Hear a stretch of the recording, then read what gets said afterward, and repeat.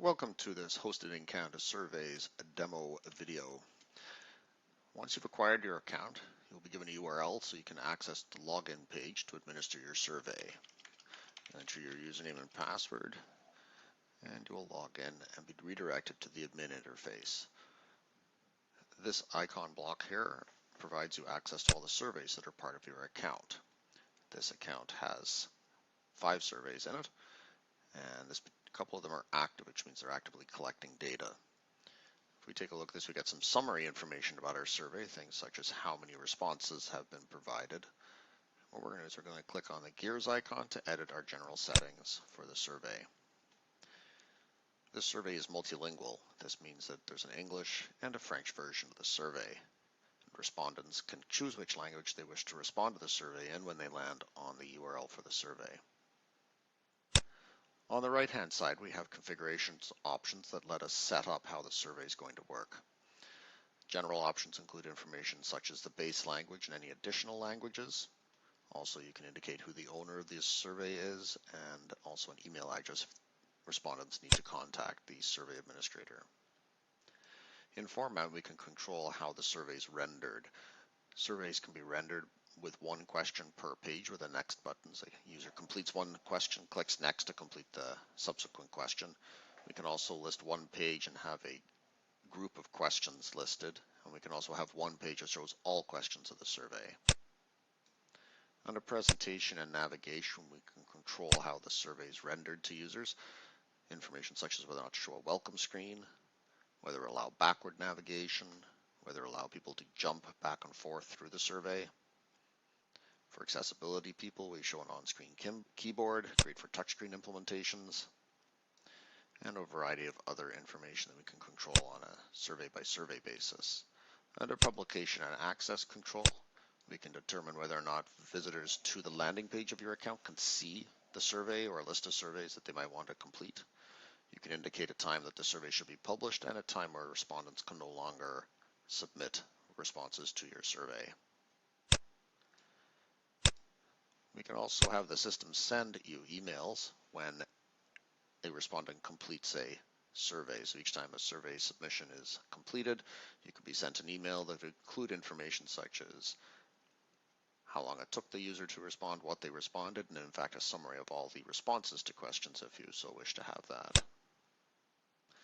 Token management allows you to create a survey with a list of participants that you wish to invite, and our system will send out email invitations and also send out email reminders to participants. This helps increase response rates. I'm going to close this interface. We're going to return to our survey, and now we're going to edit some other elements of it. So on the right-hand side, we completed our preview of the configuration options for your survey. On the left-hand side of the screen, you can open this panel, and you can see information about your survey, including question groups and the questions that are within those groups. The Question Explorer allows us to get a bird's eye view of our survey. So if we have a number of groups, we will see the groups, and if we expand a group, we will see the questions within that group. You can choose a question and click on it in order to edit the question. So let's click on one of these questions here. When we click on a question, we see summary information about it. So we see what type of question this is, a question code. Each survey question is coded so that you can identify the column when you're exporting data if you're doing offline analysis. We see this as a multiple choice type question. And we know the question here is what required leadership to enhance the quality of HRM administration.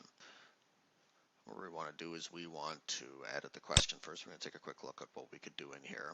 So you present a code, you can provide the question text. You can also provide a help text to help people understand how to complete the question. Here we can choose the question type and the question group. These are currently disabled because the survey is live. We're going to close out of here. And we're going to take a look at our sub-questions. These are actually the questions that are, for instance, multiple choice. There's going to be sub-questions. Here are our sub-questions. And you can quick add, which means basically a text box where you can type in 30 responses and they'll create all your questions immediately. Again, these are disabled because our survey is live. Let's click close. Let's say we would like to preview our question. We can click this up button and we'll choose the language we want to preview in. And so now we can see our question here and how these responded, including an other. We're going to exit this. So that's a great way to preview. You can also preview question groups. This will show you all the questions within a particular question group, or the one you're currently in. So if we click this, what we're going to see is we're going to see many questions that comprise our survey.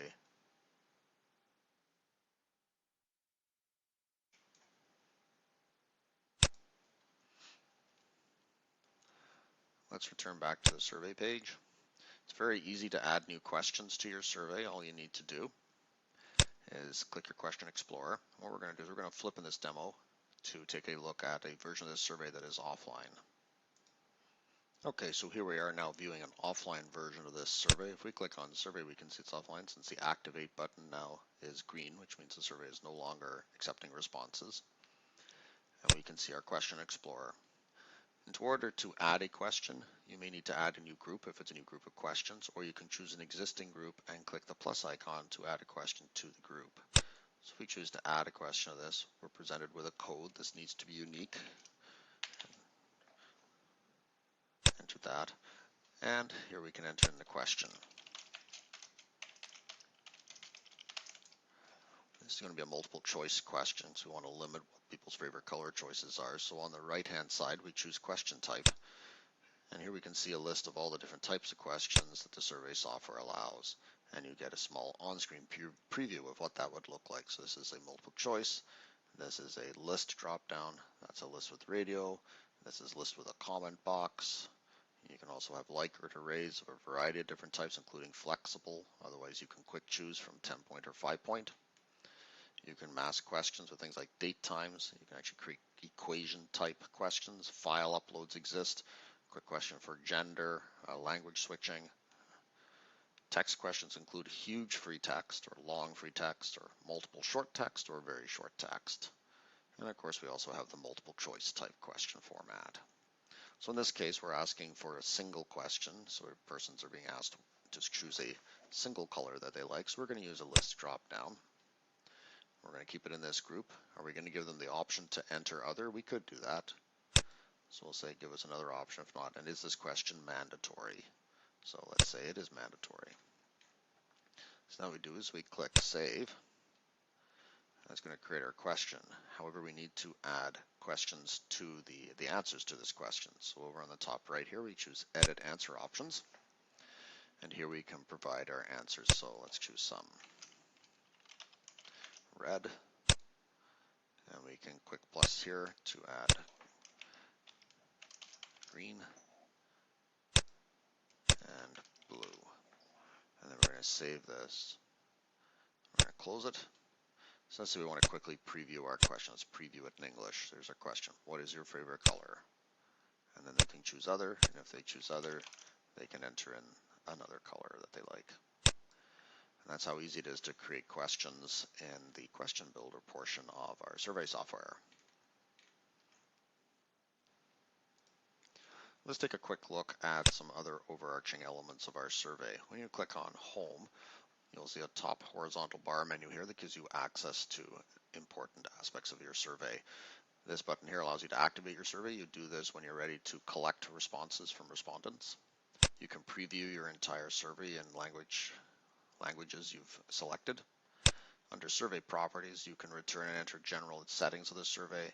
You can also change the survey permissions. This allows you to assign users or groups of users to the survey with different permissions, such as whether they're allowed to view responses, for example.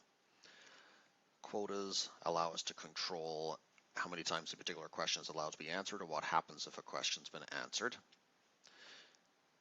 Under tools, we have things like quick translation. This is a really great feature if you are building multilingual websites. So what you'll see is a list of all the question groups and then the questions inside that group with English and French side by side, which is great if you have translators working in your surveys. You can see here the French and English side by side.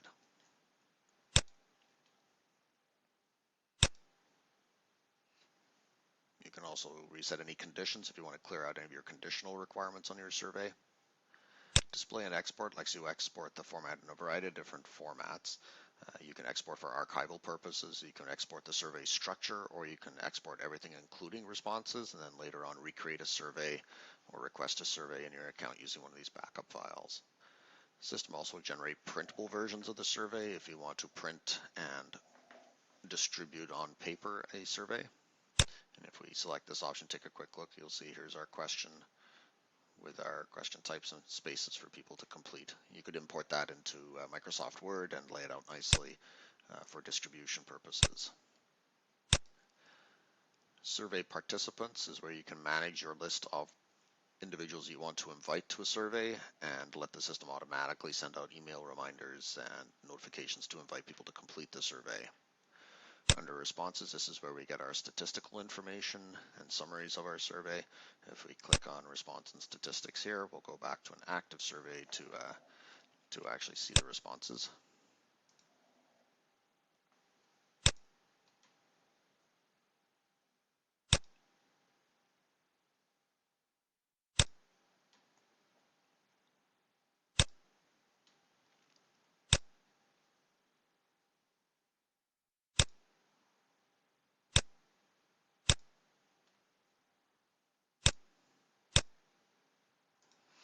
So here we're on a survey that's currently active. We're going to click on responses and statistics. And we see a brief summary information here of the number of full responses, the number of incomplete responses, and the total number of responses for our survey. And then we can click on our statistics button. And this is going to give us the ability to provide a bunch of filters for our survey. We can use simple mode, and that'll give us a quick overview. So here we see some great little graphs of each question and the number of people who've responded. So we can see visually how our survey is working and what our responses are. In expert mode, you can do a lot more. You can control which questions are used as part of your response set, whether to output in HTML, PDF, or Excel, and indicate which questions you want to include in your statistical view of your survey responses. That gives a quick overview of how you would use the Hosted in Canada Surveys platform using Lima Surveys open source CMS survey system. If you have any more questions, please do send us an email on our website and we'll be happy to answer any questions you have.